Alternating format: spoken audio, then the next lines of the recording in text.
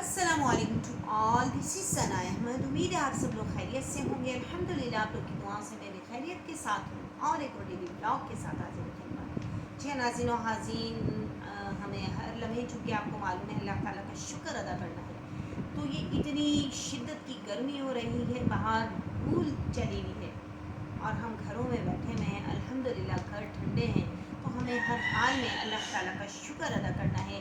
پانی زیادہ سے زیادہ پینا ہے اور پیاس کا استعمال زیادہ سے زیادہ کریں، تاکہ ہم جو ورکنگ لوگ ہوتے ہیں، پیپل ہوتے ہیں، وہ باہر نکلتے ہیں تو ان کو لو نہ لگے، جس کی وجہ سے لو سے، گرمی کی لو سے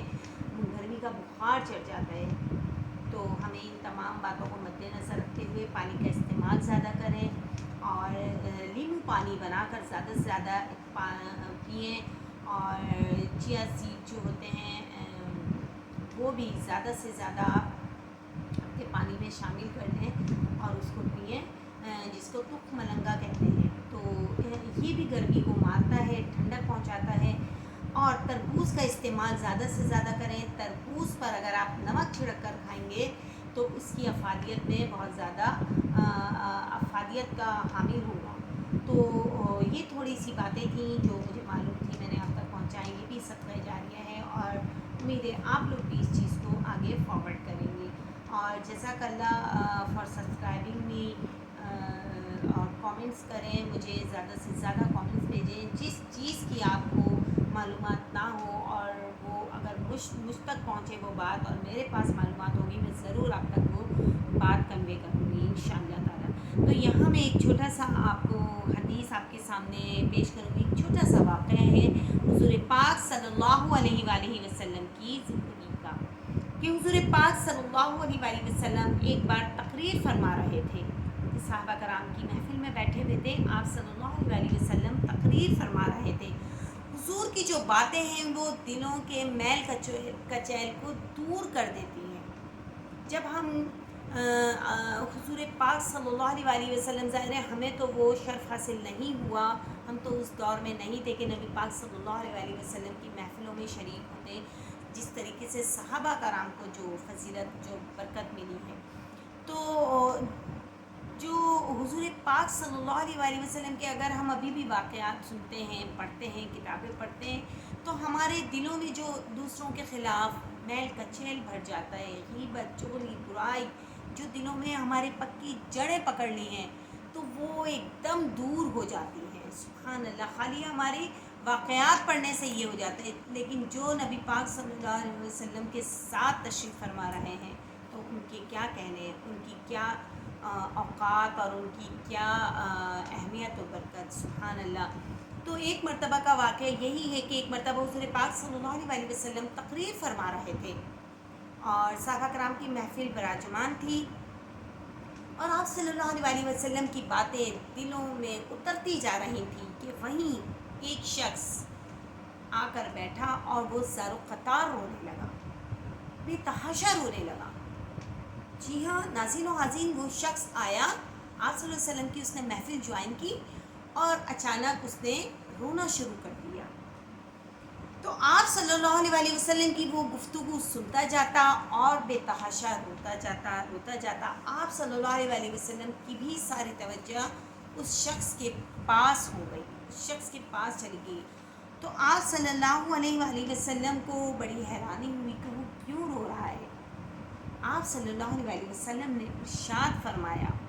کہ آج اگر وہ سارے مومن بھی یہاں موجود ہوتے جن کے گناہ پہاڑوں کے برابر وزنی ہوتے، تو اس ایک بندے کے رونے کی وجہ سے اللہ تعالیٰ سب کی بخشش فرما دیتا۔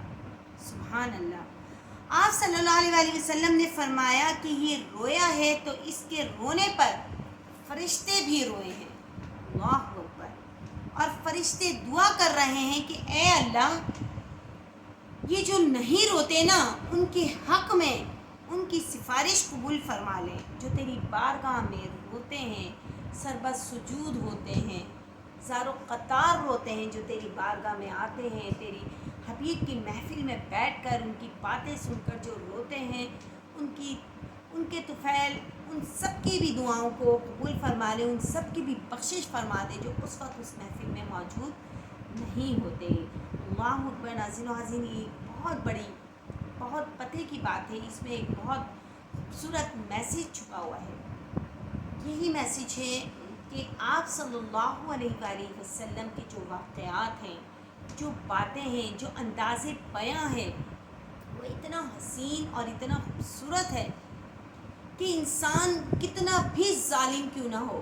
اور کتنا بھی لوگوں کی غیبت، چغلی، برائی میں مبتلا کیوں نہ ہو، وہ شخص، وہ جب آپ صلی اللہ علیہ وآلہ وسلم کی باتیں سنتا ہے، آپ صلی اللہ علیہ وسلم کی محفل کو جوائن کرتا ہے،